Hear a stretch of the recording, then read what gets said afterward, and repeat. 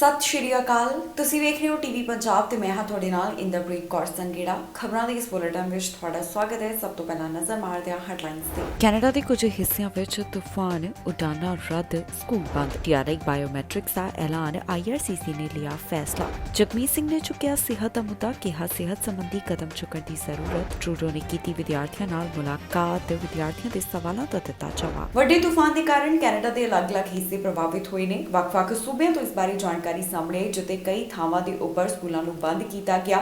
ਕਈ ਘਰਾਂ ਦੀ ਬਿਜਲੀ ਗੁੱਲ ਹੋ ਗਈ, ਜਿਸ ਨੂੰ ਠੀਕ ਕਰਨ ਦੀ ਲਗਾਤਾਰ ਕੋਸ਼ਿਸ਼ ਕੀਤੀ ਜਾ ਰਹੀ ਹੈ। ਇਸ ਤੋਂ ਇਲਾਵਾ ਉਡਾਨਾਂ ਵੀ ਵੱਡੀ ਗਿਣਤੀ ਦੇ ਵਿੱਚ ਪ੍ਰਭਾਵਿਤ ਹੋਈਆਂ ਨੇ। ਕੈਨੇਡਾ ਦੇ ਅਲੱਗ-ਅਲੱਗ ਸੂਬਿਆਂ ਤੋਂ ਇਸ ਬਾਰੇ ਜਾਣੀ ਕਿ ਮੌਸਮ ਦੇ ਬਾਰੇ ਕੀ ਜਾਣਕਾਰੀ ਸਾਹਮਣੇ ਆਈ ਹੈ, ਤੁਹਾਨੂੰ ਇਸ ਖਬਰ ਵਿੱਚ ਦੱਸਾਂਗੇ। ਕੈਨੇਡਾ ਦੇ ਕੁਝ ਹਿੱਸੇ ਤੂਫਾਨ ਕਾਰਨ ਪ੍ਰਭਾਵਿਤ ਹੋਏ ਨੇ, ਜਿੱਥੇ ਕਈ ਥਾਵਾਂ ਤੇ ਬਿਜਲੀ ਠੱਪ ਹੋ ਗਈ। ਕਈ ਉਡਾਨਾਂ ਨੂੰ ਵੀ ਰੱਦ ਕਰ ਦਿੱਤਾ ਗਿਆ। ਮੌਸਮ ਵਿਭਾਗ ਲਗਾਤਾਰ ਇਸ ਦੀ ਅਪਡੇਟ ਜਾਰੀ ਕਰ ਰਿਹਾ ਹੈ। ਜੀ ਹਾਂ, ਤੂਫਾਨ ਕਾਰਨ ਕੈਨੇਡਾ ਦੇ ਕੁਝ ਸੂਬਿਆਂ ਵਿੱਚ ਸਕੂਲ ਬੰਦ ਕੀਤੇ ਗਏ ਤੇ ਬਿਜਲੀ ਸਪਲਾਈ ਵੀ ਪ੍ਰਭਾਵਿਤ ਹੋਈ। ਤੂਫਾਨ ਦੇ ਚੱਲਦਿਆਂ ਏਅਰ ਕੈਨੇਡਾ ਨੇ ਦੱਸਿਆ ਕਿ ਉਹਨਾਂ ਦੀਆਂ 160 ਤੋਂ ਵੱਧ ਉਡਾਨਾਂ ਲੇਟ ਜਾਂ ਫਿਰ ਰੱਦ ਹੋ ਗਈਆਂ। ਵੈਸਟਜੈਟ ਵੱਲੋਂ ਟੋਰਾਂਟੋ, ਲੰਡਨ ਤੇ ਕਿਚਨਰ ਦੇ ਹਵਾਈ ਅੱਡਿਆਂ ਤੇ ਵੀਰਵਾਰ ਵਾਸਤੇ 37 ਉਡਾਨਾਂ ਨੂੰ ਰੱਦ ਕਰ ਦਿੱਤਾ ਗਿਆ। ਏਅਰ ਕੈਨੇਡਾ ਦੇ ਸਪੋਕਸਪਰਸਨ ਵੱਲੋਂ ਦੱਸਿਆ ਗਿਆ ਕਿ ਅਸੀਂ ਮੌਸਮ ਦੀ ਨਿਗਰਾਨੀ ਕਰ ਰਹੇ ਹਾਂ ਤੇ ਇਸ ਕਾਰਨ ਸਮਾਂ ਸਾਰਣੀ ਵਿੱਚ ਤਬਦੀਲੀ ਕੀਤੀ ਜਾ ਰਹੀ ਹੈ। ਉਨ੍ਹਾਂ ਕਿਹਾ ਕਿ ਗ੍ਰਾਹਕਾਂ ਨੂੰ ਦੁਬਾਰਾ ਬੁੱਕ ਕਰਨ ਜਾਂ ਫਿਰ ਰਿਫੰਡ ਕਰਨ ਦਾ ਆਪਸ਼ਨ ਦਿੱਤਾ ਜਾਵੇਗਾ। ਵੈਸਟਜੈਟ ਨੇ ਈਮੇਲ ਦੇ ਰਾਹੀਂ ਕਿਹਾ ਕਿ ਸਾਰੇ ਯਾਤਰੀਆਂ ਨੂੰ 48 ਘੰਟੇ ਦੇ ਅੰਦਰ ਪਹਿਲੀ ਉਪਲਬਧ ਉਡਾਨ ਤੇ ਦੁਬਾਰਾ ਬੁਕਿੰਗ ਮਿਲ ਜਾਵੇਗੀ। ਇਨਵਾਇਰਨਮੈਂਟ ਕੈਨੇਡਾ ਕਲਾਈਮੇਟ ਚੇਂਜ ਵੱਲੋਂ ਦੱਖਣੀ ਓਨਟਾਰੀਓ ਅਤੇ ਇੱਕ ਹਿੱਸੇ ਵਿੱਚ ਬਰਫ਼ ਦੇ ਗੋਲੇ ਡਿੱਗਣ, ਰਾਤ ਭਰ ਬਰਫ਼ਬਾਰੀ ਹੋਣ ਦੀ ਗੱਲ ਕਹੀ ਗਈ ਹੈ। ਓਨਟਾਰੀਓ ਤੋਂ ਜੋ ਖਬਰ ਸਾਹਮਣੇ ਆਈ ਹੈ, ਉੱਥੇ ਇਨਵਾਇਰਨਮੈਂਟ ਕੈਨੇਡਾ ਦਾ ਕਹਿਣਾ ਹੈ ਕਿ ਦੇਰ ਰਾਤ ਜਾਰੀ ਕੀਤੀ ਗਈ ਚੇਤਾਵਨੀ ਵਿੱਚ ਹਾਈਵੇ, ਸੜਕਾਂ, ਵਾਕਵੇ ਤੇ ਪਾਰਕਿੰਗ ਸਥਾਨਾਂ ਉੱਪਰ ਬਰਫ਼ਬਾਰੀ ਕਾਰਨ ਤਿਲਕਣ ਪੈਦਾ ਹੋ ਗਈ ਹੈ। ਤੂਫਾਨ ਘੱਟ ਹੋਣ ਤੋਂ ਪਹਿਲਾਂ ਟੋਰਾਂਟੋ ਖੇਤਰ ਵਿੱਚ 10 ਤੋਂ 15 ਸੈਂਟੀਮੀਟਰ ਬਰਫ਼ ਇਕੱਠੀ ਹੋਣ ਦੀ ਭਵਿੱਖਬਾਣੀ ਕੀਤੀ ਗਈ। ਸ਼ਹਿਰ ਦੇ ਆਵਾਜਾਈ ਕਮਿਸ਼ਨ ਨੇ ਕਿਹਾ ਕਿ ਸ਼ਾਮ 5 ਵਜੇ ਤੱਕ ਇਸ ਦੇ ਨਾਲ 41 ਬੱਸ ਅੱਡਿਆਂ ਤੇ ਸੇਵਾਵਾਂ ਪ੍ਰਭਾਵਿਤ ਹੋਈਆਂ ਨੇ। ਇਨਵਾਇਰਨਮੈਂਟ ਕੈਨੇਡਾ ਦੀ ਸੀਨੀਅਰ ਮੌਸਮ ਵਿਗਿਆਨੀ ਦਾ ਕਹਿਣਾ ਹੈ ਕਿ ਦੁਪਹਿਰ ਅਤੇ ਸ਼ਾਮ ਤੱਕ ਹਲਕੀ ਬਰਫ਼ਬਾਰੀ ਹੋ ਸਕਦੀ ਹੈ। ਵਿੰਸਰ, ਐਸੈਕਸ ਵਿੱਚ ਬਲੈਕਆਊਟ ਦੀ ਰਿਪੋਰਟ ਕੀਤੀ ਗਈ ਹੈ। ਕੰਪਨੀ ਵੱਲੋਂ ਟਵਿੱਟਰ ਦੇ ਉੱਪਰ ਕਿਹਾ ਗਿਆ ਕਿ ਸਾਰੇ ਅਮਲੇ ਨੂੰ ਜਲਦੀ ਤੋਂ ਜਲਦੀ ਤੇ ਸੁਰੱਖਿਅਤ ਢੰਗ ਨਾਲ ਹਾਈਡਰੋ ਨੂੰ ਬਹਾਲ ਕਰਨ ਵਾਸਤੇ ਭੇਜਿਆ ਗਿਆ। ਇਸ ਤੋਂ ਇਲਾਵਾ ਕਈ ਥਾਵਾਂ ਦੇ ਉੱਪਰ ਸਕੂਲ, ਕਾਲਜਾਂ ਨੂੰ ਵੀ ਬੰਦ ਕੀਤਾ ਗਿਆ, ਜਿਸ ਬਾਰੇ ਅਪਡੇਟ ਜਾਰੀ ਕੀਤੀ ਗਈ। ਬ੍ਰਿਟਿਸ਼ ਕੋਲੰਬੀਆ ਸੂਬੇ ਤੋਂ ਜੋ ਜਾਣਕਾਰੀ ਸਾਹਮਣੇ ਆਈ, ਉੱਥੇ ਲੋਅਰ ਮੇਨਲੈਂਡ, ਬਰਨਵੀ ਅਤੇ ਫਰੀਜ਼ਰ ਵੈਲੀ ਦੇ ਕੁਝ ਹਿੱਸਿਆਂ ਵਿੱਚ ਰਾਤ ਭਰ ਬਰਫ਼ਬਾਰੀ ਦੇਖੀ ਗਈ। ਬ੍ਰਿਟਿਸ਼ ਕੋਲੰਬੀਆ ਵਿੱਚ ਤਾਪਮਾਨ 15 ਡਿਗਰੀ ਤੋਂ ਹੇਠਾਂ ਰਹਿਣ ਦੀ ਸੰਭਾਵਨਾ ਹੈ। ਬੀਤੇ 24 ਘੰਟਿਆਂ ਵਿੱਚ ਖੇਤਰ ਅੰਦਰ 30 ਸੈਂਟੀਮੀਟਰ ਤੋਂ ਵੱਧ ਬਰਫ਼ ਪੈਣ ਤੋਂ ਬਾਅਦ ਪ੍ਰਿੰਸ ਜਾਰਜ ਵਿੱਚ ਮੇਲ ਡਿਲੀਵਰੀ ਅਤੇ ਸਕੂਲ ਬੱਸ ਸੇਵਾਵਾਂ ਪ੍ਰਭਾਵਿਤ ਹੋਈਆਂ ਨੇ। ਸਸਕੈਚੁਅਨ ਸੂਬੇ ਦੇ ਬਹੁਤ ਸਾਰੇ ਖੇਤਰਾਂ ਵਿੱਚ ਤਾਪਮਾਨ ਆਮ ਨਾਲੋਂ 20 ਡਿਗਰੀ ਵੱਧ ਠੰਡਾ ਦੇਖਿਆ ਜਾ ਰਿਹਾ ਹੈ। ਐਲਬਰਟਾ ਤੋਂ ਆਈ ਜਾਣਕਾਰੀ ਮੁਤਾਬਕ ਏਜੰਸੀ ਦਾ ਕਹਿਣਾ ਹੈ ਕਿ ਅਗਲੇ 3 ਦਿਨਾਂ ਵਿੱਚ ਕੈਲਗਰੀ ਅਤੇ ਦੱਖਣੀ ਐਲਬਰਟਾ ਵਿੱਚ ਹਵਾ ਦੀ ਠੰਡ ਨਾਲ ਤਾਪਮਾਨ -40 ਡਿਗਰੀ ਸੈਲਸੀਅਸ ਹੋਣ ਦੀ ਸੰਭਾਵਨਾ ਹੈ। ਇਸ ਤੋਂ ਇਲਾਵਾ ਦੱਖਣੀ ਕੈਲਗਰੀ ਵਿੱਚ ਆਉਣ ਵਾਲੇ ਹਫ਼ਤੇ ਅੰਦਰ 30 ਸੈਂਟੀਮੀਟਰ ਤੱਕ ਬਰਫ਼ ਪੈਣ ਦੀ ਵੀ ਸੰਭਾਵਨਾ ਹੈ। ਟੀਆਰ ਵਾਲਿਆਂ ਦੇ ਲਈ ਬਾਇਓਮੈਟ੍ਰਿਕ ਨਾਲ ਜੁੜੀ ਹੋਈ ਵੱਡੀ ਅਪਡੇਟ ਸਾਹਮਣੇ ਆਈ ਹੈ, ਜਿੱਥੇ ਆਈਆਰਸੀਸੀ ਵੱਲੋਂ ਤਾਜ਼ਾ ਅਪਡੇਟ ਜਾਰੀ ਕੀਤੀ ਗਈ। ਆਈਆਰਸੀਸੀ ਦਾ ਕਹਿਣਾ ਹੈ ਕਿ ਹੁਣ ਜਿਹੜੇ ਕੈਨੇਡਾ ਵਿੱਚ ਰਹਿ ਰਹੇ ਨੇ, ਉਹਨਾਂ ਟੀਆਰ ਦੇ ਬਾਇਓਮੈਟ੍ਰਿਕਸ ਵੀ ਲੈਣ ਦੀ ਸ਼ੁਰੂਆਤ ਕੀਤੀ ਜਾਵੇਗੀ।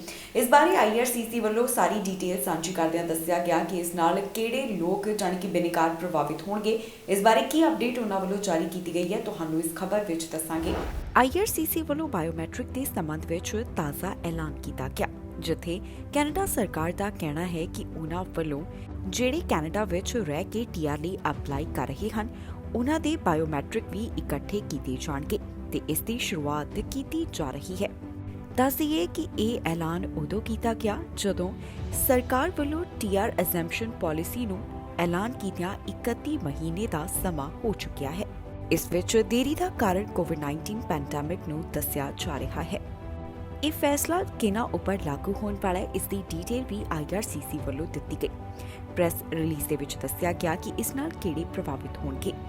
ਇਹ ਨਵਾਂ ਨਿਯਮ ਉਹਨਾਂ ਲੋਕਾਂ ਦੇ ਉੱਪਰ ਲਾਗੂ ਹੋਵੇਗਾ ਜਿਹੜੇ ਵਰਕ ਪਰਮਿਟ ਜਾਂ ਸਟੱਡੀ ਪਰਮਿਟ ਲਈ ਅਪਲਾਈ ਕਰ ਰਹੇ ਨੇ, ਜਿਹੜੇ ਟੈਂਪਰੇਰੀ ਰੈਜ਼ੀਡੈਂਟ ਪਰਮਿਟ ਲਈ ਅਪਲਾਈ ਕਰ ਰਹੇ ਹਨ ਜਾਂ ਜਿਹੜੇ ਵਿਜ਼ਿਟਰ ਵੀਜ਼ਾ ਵਾਸਤੇ ਅਪਲਾਈ ਕਰ ਰਹੇ ਹਨ। ਇਸ ਤੋਂ ਇਲਾਵਾ ਜਿਹੜੇ ਵਿਦਿਆਰਥੀ ਦੇ ਤੌਰ ਤੇ ਉੱਪਰ ਆਪਣੀ ਸਟੇ ਨੂੰ ਐਕਸਟੈਂਡ ਕਰਨਾ ਚਾਹੁੰਦੇ ਹਨ, ਉਹਨਾਂ ਦੇ ਉੱਪਰ ਵੀ ਇਹ ਨਵਾਂ ਨਿਯਮ ਲਾਗੂ ਹੋਵੇਗਾ। ਇਸ ਤੋਂ ਇਲਾਵਾ ਆਈਆਰਸੀਸੀ ਵੱਲੋਂ ਦੱਸਿਆ ਗਿਆ ਕਿ ਜਿਸ ਵੇਲੇ ਬਾਇਓਮੈਟ੍ਰਿਕ ਸਬਮਿਟ ਕਰਵਾਈ ਜਾਵੇਗੀ, ਉਸੇ ਦੌਰਾਨ ਫੀਸ ਅਦਾ ਕਰਨੀ ਵੀ ਜ਼ਰੂਰੀ ਹੋਵੇਗੀ। ਐਨਡੀਪੀ ਲੀਡਰ ਜਗਮੀਤ ਸਿੰਘ ਵੱਲੋਂ ਇੱਕ ਵਾਰ ਫਿਰ ਤੋਂ ਸਿਹਤ ਦਾ ਮੁੱਦਾ ਚੁੱਕਿਆ ਗਿਆ, ਜਿੱਥੇ ਉਹ ਕਹਿੰਦੇ ਨੇ ਕਿ ਸਿਹਤ ਸੰਬੰਧੀ ਸੁਧਾਰ ਲਿਆਉਣ ਦੀ ਜ਼ਰੂਰਤ ਹੈ। ਉਹਨਾਂ ਵੱਲੋਂ ਸੋਸ਼ਲ ਮੀਡੀਆ ਪਲੇਟਫਾਰਮ ਦੇ ਉੱਪਰ ਇੱਕ ਵੀਡੀਓ ਸਾਂਝੀ ਕਰਦਿਆਂ ਆਪਣੇ ਵਿਚਾਰ ਸਾਂਝੇ ਕੀਤੇ ਗਏ ਨੇ, ਜਿੱਥੇ ਕਾਫੀ ਗੱਲਾਂ ਦਾ ਜ਼ਿਕਰ ਕਰਦੇ ਹੋਏ ਤੇ ਪ੍ਰਧਾਨ ਮੰਤਰੀ ਜਸਟਿਨ ਟਰੂਡੋ ਦੀ ਸਰਕਾਰ ਦੇ ਬਾਰੇ ਵੀ ਕਾਫੀ ਗੱਲਾਂ ਕਹਿੰਦੇ ਹੋਏ ਜਗਮੀਤ ਸਿੰਘ ਦਿਖਾਈ ਦਿੱਤੇ। ਐਨਡੀਪੀ ਲੀਡਰ ਜਗਮੀਤ ਸਿੰਘ ਵੱਲੋਂ ਇੱਕ ਵਾਰ ਫਿਰ ਤੋਂ ਪਬਲਿਕ ਹੈਲਥ ਕੇਅਰ ਸਿਸਟਮ ਦਾ ਮੁੱਦਾ ਚੁੱਕਿਆ ਗਿਆ ਹੈ। ਉਹਨਾਂ ਵੱਲੋਂ ਕਿਹਾ ਗਿਆ ਕਿ ਸਾਨੂੰ ਜ਼ਰੂਰਤ ਹੈ ਕਿ ਅਸੀਂ ਆਪਣੇ ਪਬਲਿਕ ਹੈਲਥ ਕੇਅਰ ਸਿਸਟਮ ਨੂੰ ਬਚਾਈਏ ਅਤੇ ਇਸ ਨੂੰ ਅੱਗੇ ਵਧਾਇਆ ਜਾਵੇ। ਉਹਨਾਂ ਵੱਲੋਂ ਕਿਹਾ ਗਿਆ ਕਿ ਮੈਂ ਚਾਹੁੰਦਾ ਹਾਂ ਕਿ ਪਾਰਲੀਮੈਂਟ ਵਿੱਚ ਇਸ ਸੰਬੰਧੀ ਵੋਟ ਕੀਤੀ ਜਾਵੇ। ਇਸ ਤੋਂ ਇਲਾਵਾ ਪ੍ਰਧਾਨ ਮੰਤਰੀ ਜਸਟਿਨ ਟਰੂਡੋ ਤੇ ਕੰਜ਼ਰਵੇਟਿਵ ਪਾਰਟੀ ਦੇ ਲੀਡਰ ਦਾ ਜ਼ਿਕਰ ਵੀ ਉਹਨਾਂ ਵੱਲੋਂ ਕੀਤਾ ਗਿਆ। ਜਗਮੀਤ ਸਿੰਘ ਕਹਿੰਦੇ ਨੇ ਕਿ ਪ੍ਰਧਾਨ ਮੰਤਰੀ ਜਸਟਿਨ ਟਰੂਡੋ ਤੇ ਪੀਅਰ ਪੋਲੀਏਵ ਕੋਲ 2 ਹਫ਼ਤਿਆਂ ਦਾ ਸਮਾਂ ਹੈ ਤਾਂ ਕਿ ਉਹ ਇਸ ਸੰਬੰਧੀ ਫੈਸਲਾ ਲੈਣ। ਇਸ ਤੋਂ ਇਲਾਵਾ ਜਗਮੀਤ ਸਿੰਘ ਵੱਲੋਂ ਆਪਣੇ ਵਿਚਾਰ ਸੋਸ਼ਲ ਮੀਡੀਆ ਪਲੇਟਫਾਰਮ ਦੇ ਰਾਹੀਂ ਸਾਂਝੇ ਕੀਤੇ ਗਏ ਨੇ। ਜਗਮੀਤ ਸਿੰਘ ਵੱਲੋਂ ਹੈਲਥ ਕੇਅਰ ਦਾ ਮੁੱਦਾ ਕਾਫੀ ਲੰਬੇ ਸਮੇਂ ਤੋਂ ਚੁੱਕਿਆ ਜਾ ਰਿਹਾ ਹੈ ਤੇ ਉਹ ਆਪਣੀ ਆਵਾਜ਼ ਇਸ ਸੰਬੰਧੀ ਚੁੱਕਦੇ ਹੋਏ ਦਿਖਾਈ ਦੇ ਰਹੇ ਨੇ, ਜਿੱਥੇ ਪ੍ਰਧਾਨ ਮੰਤਰੀ ਜਸਟਿਨ ਟਰੂਡੋ ਤੇ ਉਹਨਾਂ ਦੀ ਸਰਕਾਰ ਤੇ ਵੀ ਕਈ ਤਰ੍ਹਾਂ ਦੇ ਸਵਾਲ ਖੜੇ ਕੀਤੇ ਜਾ ਰਹੇ ਨੇ। ਇੱਕ ਵਾਰ ਫਿਰ ਤੋਂ ਜਗਮੀਤ ਸਿੰਘ ਵੱਲੋਂ ਅਜਿਹਾ ਹੀ ਜ਼ਿਕਰ ਕਰਦਿਆਂ ਕਿਹਾ ਗਿਆ ਕਿ ਸਾਨੂੰ universal public health care system ਬਚਾਉਣ ਦੀ ਜ਼ਰੂਰਤ ਹੈ। We need to strengthen and protect universal public health care. And I'm forcing a vote on it in Parliament. In 2 weeks, Justin Trudeau and Pierre Poilievre will have to tell you and every Canadian where they stand. Do they believe in protecting free, universal public health care? Or do they want to sell it off to corporations and CEOs? I know where I stand. What about Justin Trudeau and Pierre Poilievre? Where do they stand? We need to strengthen and protect universal public health care. And I'm forcing a vote on it in Parliament. In 2 weeks, Justin Trudeau and Pierre Poilievre will have to tell you and every Canadian where they stand. Do they believe in protecting free, universal public health care? Or do they want to sell it off to corporations and CEOs? I know where I stand. What about Justin Trudeau and Pierre Poilievre? Where do they stand? ਪ੍ਰਧਾਨ ਮੰਤਰੀ Justin Trudeau ਵੱਲੋਂ ਵਿਦਿਆਰਥੀਆਂ ਨਾਲ ਮੁਲਾਕਾਤ ਕੀਤੀ ਗਈ, ਜਿੱਥੇ ਉਹਨਾਂ ਨੇ ਯੂਨੀਵਰਸਿਟੀ ਵਿਦਿਆਰਥੀਆਂ ਦੇ ਨਾਲ ਰਾਬਤਾ ਕਾਇਮ ਕੀਤਾ। ਹੈਲੀਫੈਕਸ ਦੇ ਵਿੱਚ ਪ੍ਰਧਾਨ ਮੰਤਰੀ ਪਹੁੰਚੇ ਹੋਏ ਸਨ, ਜਿੱਥੇ ਵਿਦਿਆਰਥੀਆਂ ਦੇ ਸਵਾਲਾਂ ਦਾ ਜਵਾਬ ਦਿੰਦੇ ਹੋਏ ਉਹ ਦਿਖਾਈ ਦਿੱਤੇ। ਪ੍ਰਧਾਨ ਮੰਤਰੀ ਜਸਟਿਨ ਟਰੂਡੋ ਵੱਲੋਂ ਯੂਨੀਵਰਸਿਟੀ ਵਿਦਿਆਰਥੀਆਂ ਨਾਲ ਰਾਬਤਾ ਕਾਇਮ ਕੀਤਾ ਗਿਆ। ਪ੍ਰਧਾਨ ਮੰਤਰੀ ਹੈਲੀਫੈਕਸ ਦੇ ਵਿੱਚ ਪਹੁੰਚੇ ਹੋਏ ਸਨ, ਜਿੱਥੇ ਉਹਨਾਂ ਵੱਲੋਂ ਯੂਨੀਵਰਸਿਟੀ ਵਿਦਿਆਰਥੀਆਂ ਨਾਲ ਮੁਲਾਕਾਤ ਕੀਤੀ ਗਈ। ਵਿਦਿਆਰਥੀਆਂ ਦੇ ਸਵਾਲਾਂ ਦੇ ਜਵਾਬ ਦਿੰਦੇ ਹੋਏ ਵੀ ਪ੍ਰਧਾਨ ਮੰਤਰੀ ਟਰੂਡੋ ਦਿਖਾਈ ਦਿੱਤੇ ਨੇ। ਉਹਨਾਂ ਵੱਲੋਂ ਕੀ ਕੁਝ ਕਿਹਾ ਗਿਆ, ਆਓ ਤੁਹਾਨੂੰ ਸੁਣਾਉਂਦੇ ਹਾਂ। Healthcare sector students, so those may be some of the questions you have, but this is really as much an opportunity for me to hear from you on whatever it is you are preoccupied with. There's a lot going on in the world right now. We've gone through some really, really challenging years, whether it's just the general times we're in, where there's a lot of transformation of our economy, of our globe, of our dynamics, of the pace of change. Challenges like climate change and geopolitics been hitting us hard over the past many years. Add to that the pandemic that, of course, directly impacted you as students, whether you were already in university or whether you were finishing up high school. Those years of pandemic, were a real challenge that you had to overcome alongside the rest of us as well. And despite, or perhaps because of that pandemic, many of you chose to get into the healthcare stream.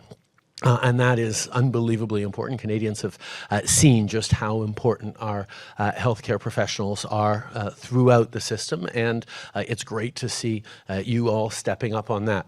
But there have been more challenges than just a pandemic. We've been grappling with a rise in mental health and anxiety issues that have led to conflicts and challenges. We've seen a real increase in intolerance in some corners, rise of anti-Black racism, anti-Asian racism, recognition of some of the systemic barriers and challenges that exist in all of our institutions throughout our society that people are increasingly grappling with, and that in many cases young people are leading the way on in terms of awakening to the responsibilities we have to create a much more inclusive and respectful space and success for everyone. We're also dealing with geopolitics as the world is changing in its pressures and its poles, as we're seeing the impact of war returning to Europe. ਮੂਲ ਨਿਵਾਸੀ ਭਾਸ਼ਾਵਾਂ ਸਿੱਖਣ ਵਾਲਿਆਂ ਦੀ ਗਿਣਤੀ ਪਹਿਲਾਂ ਦੇ ਮੁਕਾਬਲੇ ਵੱਧ ਦਰਜ ਕੀਤੀ ਗਈ। ਇਸ ਬਾਰੇ ਰਿਪੋਰਟ ਤੋਂ ਜਾਣਕਾਰੀ ਸਾਹਮਣੇ। ਰਿਪੋਰਟ ਦੇ ਵਿੱਚ ਜ਼ਿਕਰ ਕੀਤਾ ਗਿਆ ਕਿ ਕਿਵੇਂ ਪਹਿਲਾਂ ਦੇ ਮੁਕਾਬਲੇ ਮੂਲ ਨਿਵਾਸੀ ਭਾਸ਼ਾ ਸਿੱਖਣ ਵਾਲਿਆਂ ਦਾ ਅੰਕੜਾ ਵੱਧ ਦਰਜ ਕੀਤਾ ਗਿਆ। ਇਸ ਬਾਰੇ ਕੀ ਹੈ ਪੂਰੀ ਜਾਣਕਾਰੀ ਤੁਹਾਨੂੰ ਇਸ ਖਬਰ ਵਿੱਚ ਦੱਸਾਂਗੇ। ਇੱਕ ਰਿਪੋਰਟ ਤੋਂ ਜਾਣਕਾਰੀ ਸਾਹਮਣੇ ਆਈ ਹੈ ਕਿ ਮੂਲ ਨਿਵਾਸੀ ਭਾਸ਼ਾਵਾਂ ਸਿੱਖਣ ਵਾਲਿਆਂ ਦੀ ਗਿਣਤੀ ਪਹਿਲਾਂ ਦੇ ਮੁਕਾਬਲੇ ਵੱਧ ਦਰਜ ਕੀਤੀ ਗਈ। ਕੌਂਸਲ ਦਾ ਕਹਿਣਾ ਹੈ ਕਿ ਕਰੀਬ 17,000 ਵਿਅਕਤੀ ਸਿੱਖ ਰਹੇ ਹਨ ਮੂਲ ਨਿਵਾਸੀ ਭਾਸ਼ਾਵਾਂ। ਫਰਸਟ ਪੀਪਲਜ਼ ਕਲਚਰ ਕੌਂਸਲ ਵੱਲੋਂ ਇੱਕ ਨਵੀਂ ਰਿਪੋਰਟ ਪੇਸ਼ ਕੀਤੀ ਗਈ। ਰਿਪੋਰਟ ਮੁਤਾਬਕ ਸਾਲ 2018 ਦੇ ਮੁਕਾਬਲੇ ਮੂਲ ਨਿਵਾਸੀ ਭਾਸ਼ਾਵਾਂ ਸਿੱਖਣ ਵਾਲਿਆਂ ਦੀ ਗਿਣਤੀ ਵਿੱਚ ਵਾਧਾ ਦਰਜ ਕੀਤਾ ਗਿਆ। ਸਾਲ 2018 ਦੇ ਮੁਕਾਬਲੇ 3,000 ਵਿਅਕਤੀਆਂ ਦੀ ਗਿਣਤੀ ਵੱਧ ਦਰਜ ਕੀਤੀ ਗਈ ਹੈ। ਦੱਸਿਆ ਜਾ ਰਿਹਾ ਹੈ ਕਿ ਬ੍ਰਿਟਿਸ਼ ਕੋਲੰਬੀਆ ਵਿੱਚ ਲਗਭਗ 17,000 ਲੋਕ ਮੂਲ ਨਿਵਾਸੀ ਭਾਸ਼ਾ ਸਿੱਖ ਰਹੇ ਨੇ। ਇਸ ਰਿਪੋਰਟ ਮੁਤਾਬਕ ਸਾਲ 2018 ਦੇ ਮੁਕਾਬਲੇ 20% ਦਾ ਵਾਧਾ ਹੈ। ਦੱਸ ਦਈਏ ਕਿ ਪਿਛਲੇ ਸਾਲ ਪ੍ਰੋਵਿੰਸ ਨੇ ਫਰਸਟ ਪੀਪਲਜ਼ ਕਲਚਰ ਫਾਊਂਡੇਸ਼ਨ ਨੂੰ ਫਰਸਟ ਨੇਸ਼ਨ ਭਾਸ਼ਾਵਾਂ, ਕਲਾਵਾਂ ਅਤੇ ਸੱਭਿਆਚਾਰਕ ਚੀਜ਼ਾਂ ਅਤੇ ਕਾਰਜਾਂ ਦਾ ਸਮਰਥਨ ਵਾਸਤੇ $35 ਮਿਲੀਅਨ ਫੰਡ ਹਾਸਲ ਕੀਤੇ। ਭਾਸ਼ਾ ਸੰਕਟ ਨੂੰ ਹੱਲ ਕਰਨ ਤੇ ਬ੍ਰਿਟਿਸ਼ ਕੋਲੰਬੀਆ ਵਿੱਚ ਮੂਲ ਨਿਵਾਸੀ ਭਾਸ਼ਾਵਾਂ ਨੂੰ ਮੁੜ ਸੁਰਜੀਤ ਕਰਨ ਵਿੱਚ ਮਦਦ ਕਰਨ ਵਾਸਤੇ ਸਾਲ 2018 ਵਿੱਚ ਫਾਊਂਡੇਸ਼ਨ ਨੂੰ $50 ਮਿਲੀਅਨ ਗ੍ਰਾਂਟ ਪ੍ਰਦਾਨ ਕੀਤੀ ਗਈ। BC ਦੀ ਸਥਿਤੀ ਬਾਰੇ ਸਾਲ 2022 ਦੀ ਰਿਪੋਰਟ ਵਿੱਚ ਹਰਬਰਟ ਨੇ ਕਿਹਾ ਕਿ ਇਨ੍ਹਾਂ ਭਾਸ਼ਾਵਾਂ ਦੀ ਪੁਨਰ ਸੁਰਜੀਤਾ ਨੂੰ ਯਕੀਨੀ ਬਣਾਉਣ ਵਾਸਤੇ ਕਈ ਸਾਲਾਂ ਦੀ ਸਰਕਾਰੀ ਫੰਡਿੰਗ ਦੀ ਜ਼ਰੂਰਤ ਹੈ। ਉਨ੍ਹਾਂ ਦਾ ਕਹਿਣਾ ਹੈ ਕਿ ਸਾਡੇ ਕੋਲ ਕੁਝ ਸ਼ਾਨਦਾਰ ਨਿਵੇਸ਼ ਹੋਇਆ ਹੈ ਜੋ ਕਿ ਫੈਡਰਲ ਅਤੇ ਸੂਬਾਈ ਸਰਕਾਰਾਂ ਦੋਵਾਂ ਤੋਂ ਹੀ ਹੋਇਆ। ਉਹ ਅੱਗੇ ਕਹਿੰਦੇ ਨੇ ਕਿ ਹਾਲਾਂਕਿ ਇਹ ਲੰਬੇ ਸਮੇਂ ਲਈ ਨਹੀਂ ਹੈ, ਅਸੀਂ ਭਾਈਚਾਰੇ ਨੂੰ ਇਹ ਵਚਨਬੱਧਤਾ ਦੇਣ ਦੇ ਯੋਗ ਹਾਂ ਕਿ ਸਾਡੇ ਕੋਲ 5 ਸਾਲਾਂ ਲਈ ਤੁਹਾਡੀ ਫੰਡਿੰਗ ਹੈ ਤੇ ਅਸਲ ਵਿੱਚ ਇਸ ਦੀ ਲੋੜ ਹੈ। ਯੂਕਰੇਨ ਅਤੇ ਰੂਸ ਦੀ ਜੰਗ ਨੂੰ 1 ਸਾਲ ਹੋ ਚੁੱਕਿਆ ਹੈ ਤੇ ਵਿਦੇਸ਼ ਮੰਤਰੀ ਵੱਲੋਂ ਇੱਥੇ ਵੱਡਾ ਐਲਾਨ ਕੀਤਾ ਗਿਆ। ਉਹਨਾਂ ਵੱਲੋਂ ਆਪਣੇ ਵਿਚਾਰ ਸਾਂਝੇ ਕੀਤੇ ਗਏ ਤੇ ਕਾਫੀ ਹੋਰ ਗੱਲਾਂ ਦਾ ਜ਼ਿਕਰ ਕਰਦੇ ਹੋਏ ਉਹ ਦਿਖਾਈ ਦਿੱਤੇ। ਇਸ ਜੰਗ ਨੂੰ ਲੈ ਕੇ ਕੀ ਕੁਝ ਉਹਨਾਂ ਵੱਲੋਂ ਕਿਹਾ ਗਿਆ, ਆਓ ਤੁਹਾਨੂੰ ਸੁਣਾਉਂਦੇ ਹਾਂ। ਕੈਨੇਡਾ ਦੀ ਫੋਰਨ ਮੰਤਰੀ ਵੱਲੋਂ ਯੂਨਾਈਟਿਡ ਨੇਸ਼ਨਸ ਨੂੰ ਸੰਬੋਧਿਤ ਕੀਤਾ ਗਿਆ, ਜਿੱਥੇ ਉਹਨਾਂ ਨੇ ਜੰਗ ਸੰਬੰਧੀ ਆਪਣਾ ਪੱਖ ਰੱਖਿਆ ਹੈ। ਦੱਸ ਦਈਏ ਕਿ ਯੂਕਰੇਨ ਅਤੇ ਰੂਸ ਵਿਚਕਾਰ ਜੋ ਜੰਗ ਚੱਲ ਰਹੀ ਹੈ ਉਸ ਨੂੰ 1 ਸਾਲ ਦਾ ਸਮਾਂ ਹੋ ਚੁੱਕਿਆ ਹੈ। ਹੁਣ ਇਸ ਮੁੱਦੇ ਦੇ ਉੱਪਰ ਫੋਰਨ ਅਫੇਅਰ ਮਿਨਿਸਟਰ ਦਾ ਵੱਡਾ ਬਿਆਨ ਸਾਹਮਣੇ ਆਇਆ, ਜਿੱਥੇ ਉਹਨਾਂ ਵੱਲੋਂ ਇਹ ਗੱਲ ਕਹੀ ਗਈ ਹੈ ਕਿ ਯੂਕਰੇਨ ਦੀ ਜਿੱਤ ਹੈ। ਉਹਨਾਂ ਵੱਲੋਂ ਇਸ ਬਾਰੇ ਹੋਰ ਕੀ ਕੁਝ ਕਿਹਾ ਗਿਆ, ਆਓ ਤੁਹਾਨੂੰ ਸੁਣਾਉਂਦੇ ਹਾਂ। Ukrainians are not only defending their country from the evil of Putin and his enablers. They are defending their rights, the principles of the UN Charter, and the values of freedom and democracy that so many of us hold dear. There's no option but victory for Ukraine. Canada will be there to support Ukraine's fight for freedom for as long as it takes. And once they win, we will help them to recover. Last week, I was in Ukraine to reaffirm just that. I met with courageous and resilient Ukrainians from all walks of life who are passionate about rebuilding Ukraine once they are victorious. In our conversation, it was clear. For reconstruction to be inclusive and enduring, it must address both the physical and invisible impacts of Putin's war on men, women, and children, victims of the war. And so we must tackle the psychological marks of the war with the same seriousness and urgency as the physical scars. To heal the trauma that has been inflicted on the population, we must support survivors in seeking justice. This pursuit of accountability will be essential to achieving lasting peace in Ukraine. The efforts Ukrainians are making to provide relief to their fellow citizens, even as the war rages, is inspiring in a world awash in too much suffering. It drove home for me the need for the international community of all of us to continue helping you. ਚੀਨ ਦੇ ਮੁੱਦੇ ਦੇ ਉੱਪਰ ਰੱਖਿਆ ਮੰਤਰੀ ਦਾ ਵੱਡਾ ਬਿਆਨ ਸਾਹਮਣੇ ਆਇਆ ਜਦੋਂ ਅਨੀਤਾ ਆਨੰਦ ਨੂੰ ਪੱਤਰਕਾਰਾਂ ਨੇ ਸਵਾਲ ਪੁੱਛਿਆ ਤੇ ਉਹਨਾਂ ਨੇ ਜਵਾਬ ਦਿੱਤਾ। ਇਸ ਦੌਰਾਨ ਉਹਨਾਂ ਦਾ ਕਹਿਣਾ ਹੈ ਕਿ ਕੈਨੇਡਾ ਵੱਲੋਂ ਹਰ ਚੀਜ਼ ਦੇ ਉੱਪਰ ਨਜ਼ਰ ਬਣਾਈ ਹੋਈ ਹੈ। ਚੀਨ ਦੀਆਂ ਮੋਨੀਟਰਿੰਗ ਚੀਜ਼ਾਂ ਦੇ ਬਾਰੇ ਰੱਖਿਆ ਮੰਤਰੀ ਦਾ ਵੱਡਾ ਬਿਆਨ ਸਾਹਮਣੇ ਆਇਆ, ਜਿਸ ਬਾਰੇ ਉਹਨਾਂ ਦਾ ਕਹਿਣਾ ਹੈ ਕਿ ਕੈਨੇਡਾ ਇਸ ਨਾਲ ਪੂਰੀ ਤਰ੍ਹਾਂ ਜਾਣੂ ਹੈ।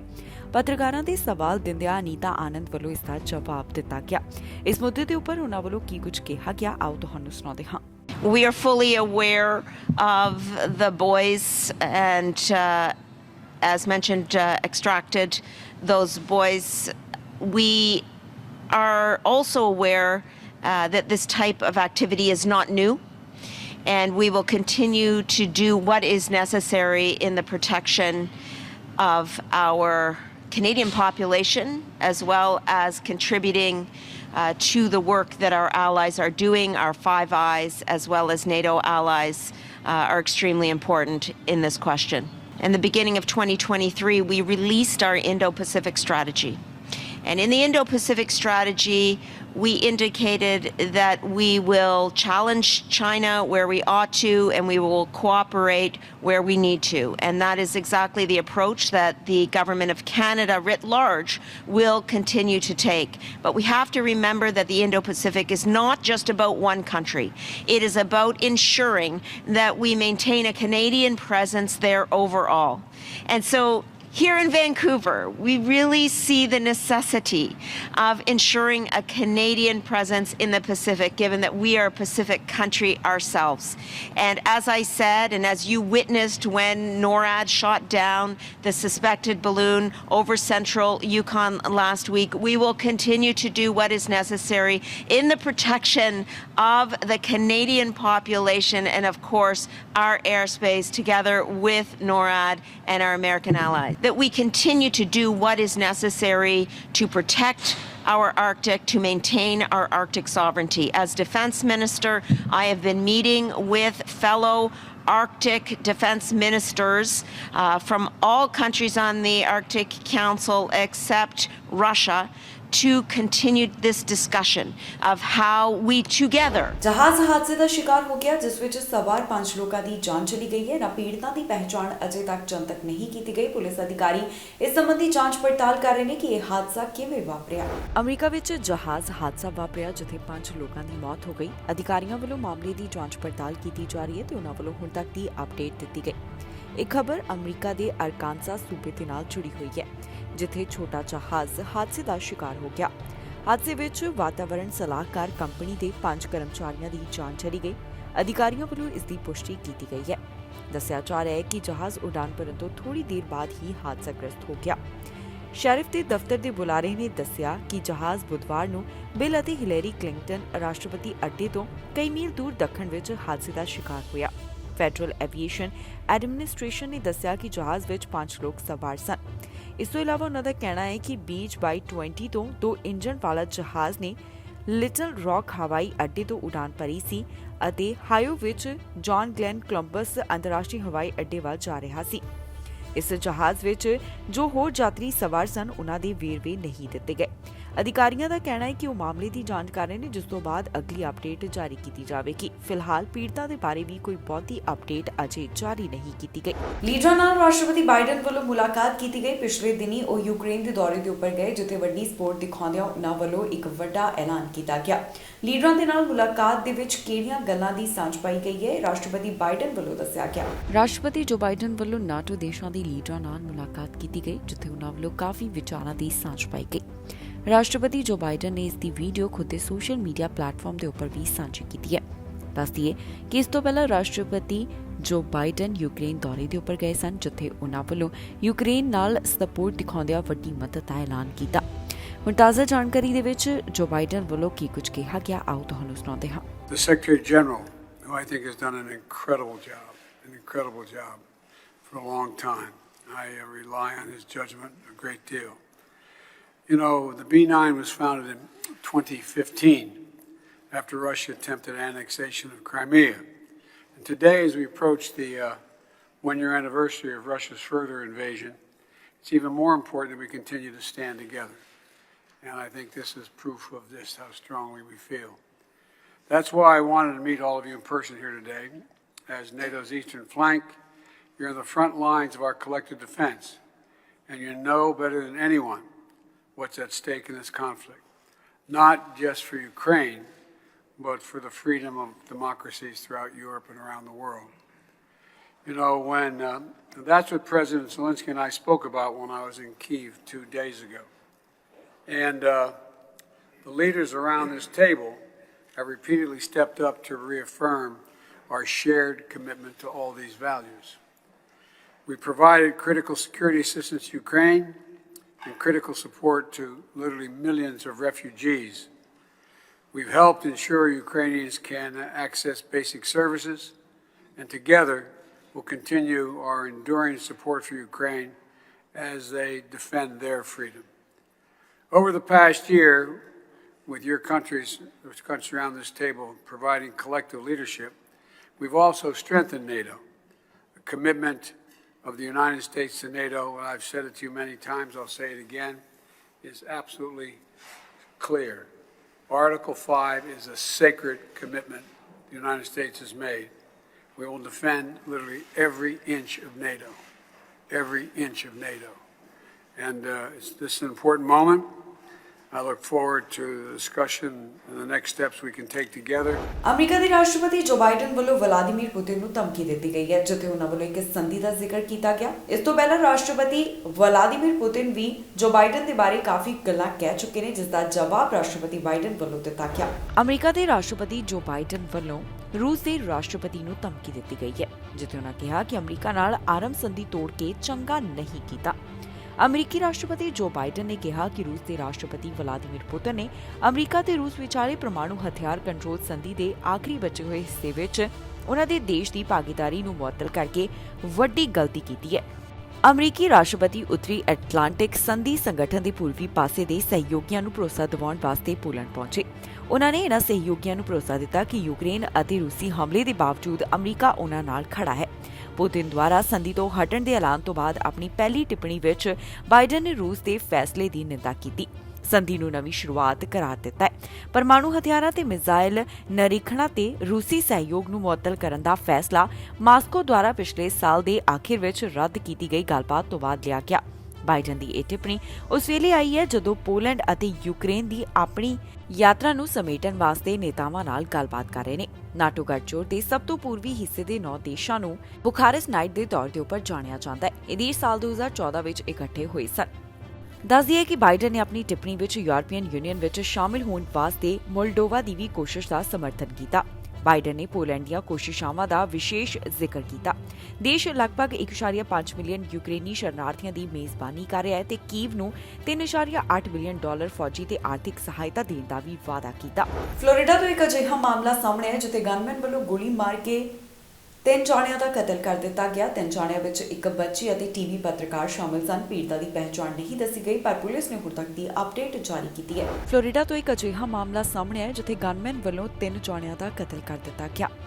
ਇਨ੍ਹਾਂ ਕਤਲ ਕੀਤੇ ਗਏ ਪੀੜਤਾਂ ਵਿੱਚ 9 ਸਾਲ ਦੀ ਬੱਚੀ ਅਤੇ ਇੱਕ ਰਿਪੋਰਟਰ ਵੀ ਸ਼ਾਮਲ ਹੈ, ਜੋ ਕਿ ਪਹਿਲਾਂ ਦੀ ਗੋਲੀਬਾਰੀ ਦੀ ਘਟਨਾ ਨੂੰ ਕਵਰ ਕਰ ਰਹੀ ਸੀ। ਹੁਣ ਇਸ ਮਾਮਲੇ ਸੰਬੰਧੀ ਪੁਲਿਸ ਅਧਿਕਾਰੀਆਂ ਵੱਲੋਂ ਜਾਣਕਾਰੀ ਸਾਂਝੀ ਕੀਤੀ ਗਈ, ਜਿੱਥੇ ਉਹਨਾਂ ਨੇ ਹੁਣ ਤੱਕ ਦੀ ਅਪਡੇਟ ਜਾਰੀ ਕੀਤੀ ਹੈ। ਫਲੋਰੀਡਾ ਦੀ ਇਸ ਘਟਨਾ ਦੇ ਬਾਰੇ ਹੁਣ ਤੱਕ ਕੀ ਕੁਝ ਦੱਸਿਆ ਗਿਆ, ਆਓ ਤੁਹਾਨੂੰ ਸੁਣਾਉਂਦੇ ਹਾਂ। Once there, they found a woman who was in her 20s who was shot and succumbed to her injuries. Our homicide detectives responded to that scene, conducted follow-up, collected evidence, and developed good leads on the suspect in that case this morning. At 4:05, we received 911 calls about another shooting at that location and a shooting nearby. On Hialeah Street, deputies located 2 men who had been shot in or near a vehicle. They are a News 13 reporter and photographer who were on the scene to cover the homicide from this morning. On Harrington Street, a woman and her 9-year-old girl were also shot inside of a home. It is unclear why the suspect entered that home. The victims were transported to nearby hospitals, and tragically, one of the News 13 employees has passed. So we have detained the person believed to be responsible for the murder this morning, as well as the shootings this afternoon. He is 19-year-old Keith Melvin Moses. He is being formally charged in the murder from this morning, and we expect additional charges for the shootings of the 4 people this afternoon. At 19, he has a lengthy criminal history to include gun charges, aggravated battery and assault with a deadly weapon, burglary, and grand theft charges. So I want to acknowledge what a horrible day this has been for our community and our media partners. I work closely with all of you, and know many of you and know the very difficult job that you do, and also the very important job that you do for our community and for law enforcement. No one in our community, not a mother, not a 9-year-old, and certainly not news professionals, should become the victim of gun violence in our community. ਇਸ ਦੇ ਨਾਲ ਹੀ ਜਾਂਦੇ ਇੱਕ ਵਾਰ ਫਿਰ ਤੋਂ ਨਜ਼ਰ ਮਾਰਦੇ ਹਾਂ ਹੈਡਲਾਈਨਸ ਤੇ। ਕੈਨੇਡਾ ਦੇ ਕੁਝ ਹਿੱਸਿਆਂ ਵਿੱਚ ਤੂਫਾਨ, ਉਡਾਨਾਂ ਰੱਦ, ਸਕੂਲ ਬੰਦ। TRI ਬਾਇਓਮੈਟ੍ਰਿਕਸ ਦਾ ਐਲਾਨ, IRCC ਨੇ ਲਿਆ ਫੈਸਲਾ। ਜਗਮੀਤ ਸਿੰਘ ਨੇ ਚੁੱਕਿਆ ਸਿਹਤ ਦਾ ਮੁੱਦਾ, ਕਿਹਾ ਸਿਹਤ ਸੰਬੰਧੀ ਕਦਮ ਚੁੱਕਣ ਦੀ ਜ਼ਰੂਰਤ। ਟਰੂਡੋ ਨੇ ਕੀਤੀ ਵਿਦਿਆਰਥੀਆਂ ਨਾਲ ਮੁਲਾਕਾਤ, ਵਿਦਿਆਰਥੀਆਂ ਦੇ ਸਵਾਲਾਂ ਦਾ ਦਿੱਤਾ ਜਵਾਬ। ਖਬਰਾਂ ਦੇ ਇਸ ਬੁਲੇਟਿਨ ਵਿੱਚ ਇੰਨਾ ਹੀ। ਫਿਲਹਾਲ ਮੈਨੂੰ ਇੰਦਰਪ੍ਰੀਤ ਕੌਰ ਸੰਘੇੜਾ ਨੂੰ ਦਿਓ ਇਜਾਜ਼ਤ ਤੇ ਤੁਸੀਂ ਵੇਖਦੇ ਰਹੋ TV ਪੰਜਾਬ।